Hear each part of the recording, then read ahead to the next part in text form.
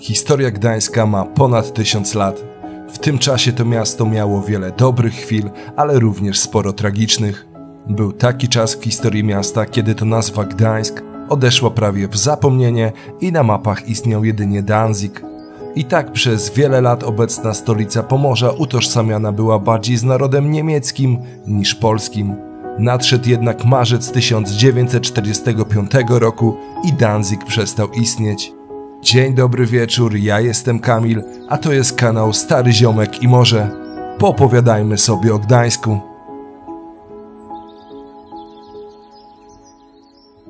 Świadkowie, którzy widzieli śródmieście Gdańska po walkach z marca 1945 roku, mówili, że naszemu miastu wyrwano serce. Do tego czasu Gdańsk spotykało już wiele tragedii, ale nigdy żadna z nich nie miała takiej skali. To było jedno z najstraszniejszych oblicz wojny. Aspekt ludzki jest na pewno tym najgorszym, ale miasto praktycznie z 1000-letnią tradycją prawie przestało istnieć. Dane statystyczne mówiące o zniszczeniach w Gdańsku oscylują od 80 do 95%, a przyczyna tego stanu rzeczy nie jest taka oczywista. O wszystkim zdecydowały 3 pierwsze miesiące 1945 roku. W styczniu miały miejsce naloty bombowców alianckich oraz radzieckich, które zwiększały swoją aktywność na początku marca. Do tego doszedł jeszcze ostrzał artyleryjski. Pod koniec marca zaś do Gdańska wkroczyła Armia Czerwona, kończąc dzieło zniszczenia miasta, co czyniła jeszcze po jego zdobyciu poprzez dokonywanie podpaleń i grabieży. Trzeba też dodać, że na skalę pożarów miała duży wpływ zabudowa śródmieścia.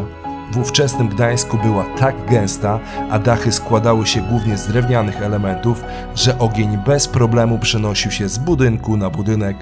Z tego też powodu jednocześnie płonęły praktycznie całe ulice. Jeszcze przed wejściem do Gdańska Armii Czerwonej uszkodzeń w wyniku bombardowań doznała sieć wodociągów, co nie pozwalało na gaszenie pożarów. Powojennych zniszczeń uniknęło ledwie kilka miejsc w centrum Gdańska. Między innymi wiele szczęścia miał ratusz staromiejski czy kościół świętego Jakuba. Z końcem marca Danzig stał się Gdańskiem, a prawie wszystko co niemieckie zostało wypalone do ostatniej cegły. Tutaj też krótkie info. Jeżeli chcesz wesprzeć moją pracę, to możesz polubić ten film, zasubskrybować kanał, a w chwili słabości wzmocnić mój budżet filmowy poprzez dolanie kawy do dzbanka motywacji. Link w opisie filmu. Dzięki i idziemy dalej.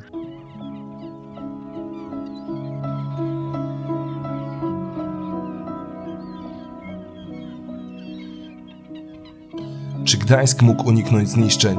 Czy jest ofiarą działań wojennych, czy też wszystko co najgorsze miało miejsce chwilę po wyzwoleniu miasta? Chociaż sformułowanie wyzwolenie jest tu niewłaściwe i trzeba raczej użyć stwierdzenia zdobywanie. Podczas gdy władze cywilne miasta chciały jego poddania, tak rozkazy wojskowe były zupełnie inne. Hitler miał stwierdzić, że każdy metr kwadratowy obszaru Gdańsk-Gdynia winien być zdecydowanie broniony. Żołnierze niemieccy dowodzeni do 12 marca przez generała Walter Weiss, a następnie przez generała Dietrich von Saucken mieli zatem bronić Gdańska jak najdłużej i tym samym spowolnić marsz Armii Czerwonej do Berlina, jednocześnie dając szansę cywilom na ucieczkę. von Saucken Dysponował około 150 000 ludzi, z czego gro to były osoby niezdolne do walki. Dokładne liczby jednak nie są znane i jest to przedmiot dyskusji historyków. Jeśli chodzi o sprzęt wojskowy, to miał on na podorędziu około 180 baterii artylerii, 200 dział samobieżnych i prawie 170 czołgów, ale za to ograniczoną ilość paliwa. Liczby związane z czołgami dotyczyły całego Trójmiasta, a ich maksymalna liczba w Gdańsku to około 20 działających maszyn.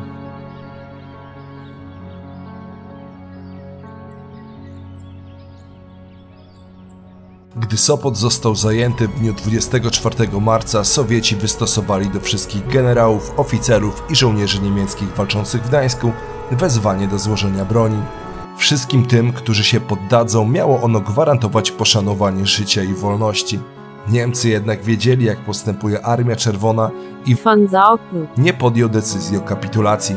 Z militarnego punktu widzenia wiedział jednak, że dalsze walki nie mają sensu, dlatego też zarządził ewakuację miasta i stopniowe wycofywanie się. To też była kluczowa decyzja, gdyż naraziła Gdańsk na zniszczenie. Decyzją dowództwa stawiano obronę miasta w pasie strategicznych miejsc, które jednocześnie były ważne kulturowo.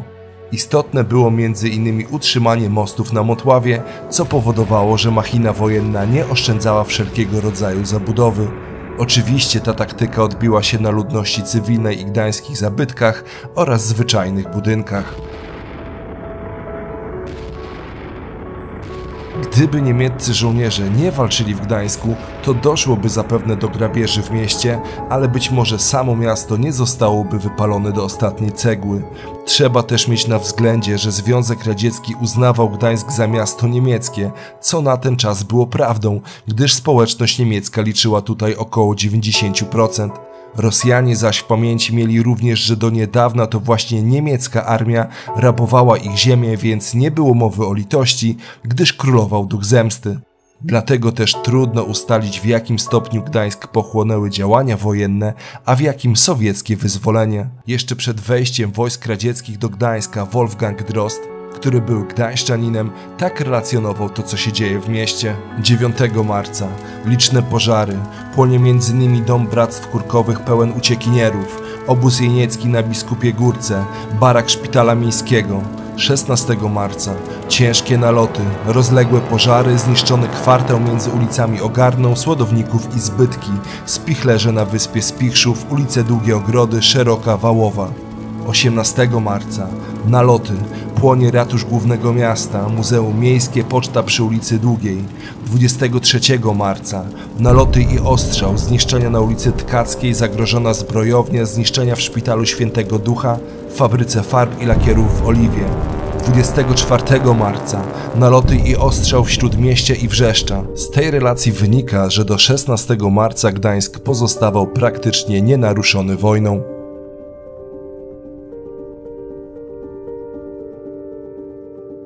Za zdobycie miasta odpowiadał marszałek Rokosowski, który dowodził wojskami II Frontu Białoruskiego.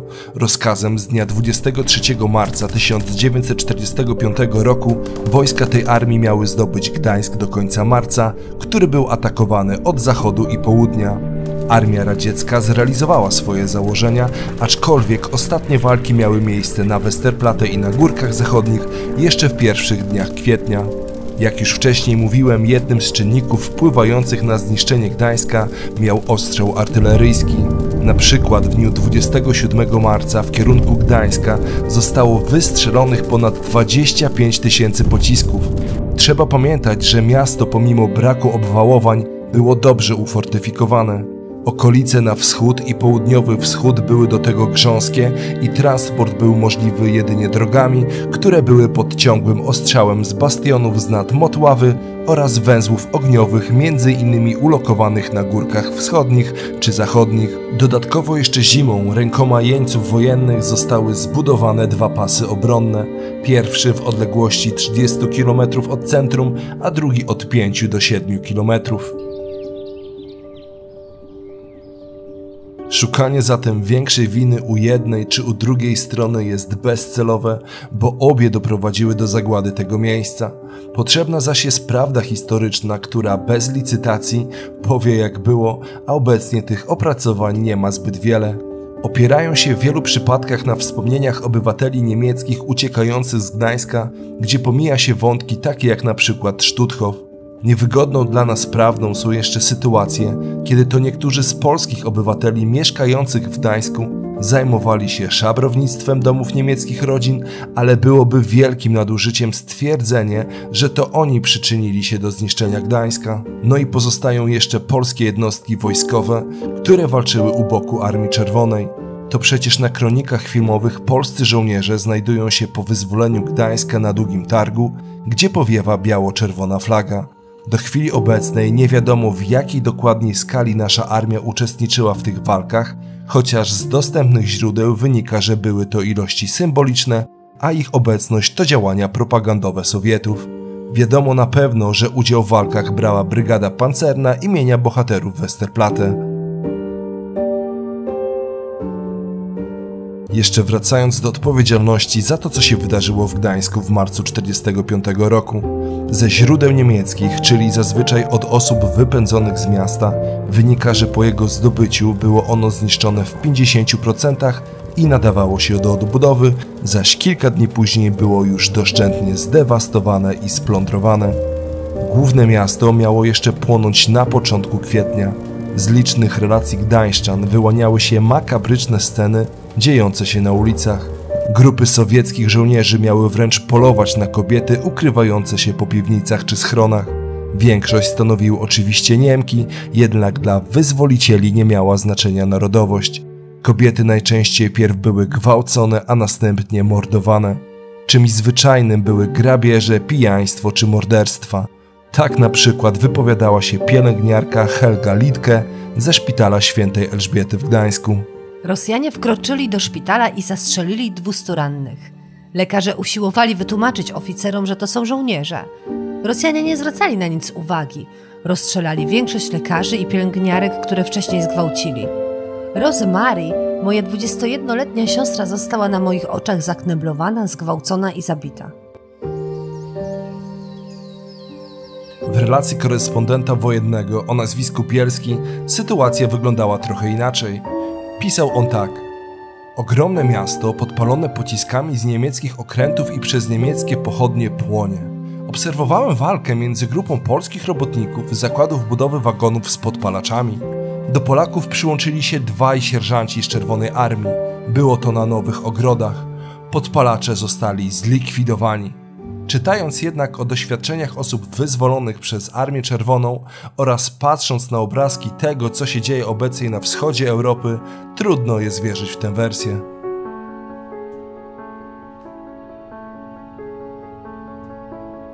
Po wojnie było zaś wiele pomysłów, jaki Gdańsk ma mieć wygląd.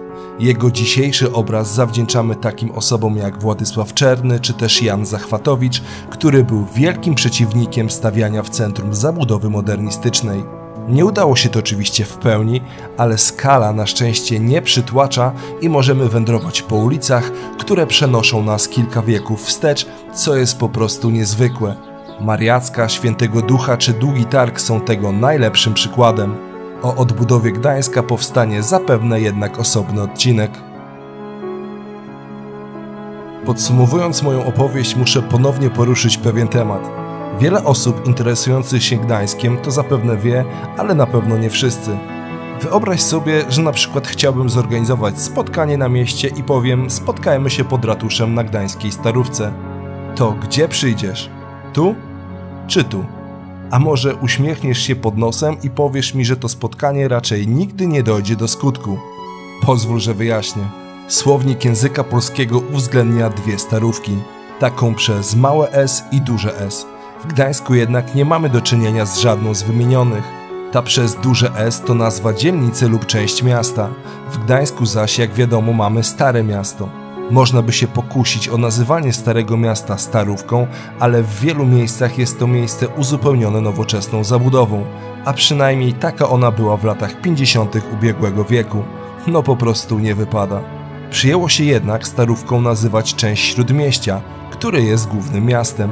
I tu też nie ma żadnego uzasadnienia historycznego, a to przecież historia jest najważniejsza i trzeba ją szanować, gdyż mądrość w niej jest ukryta.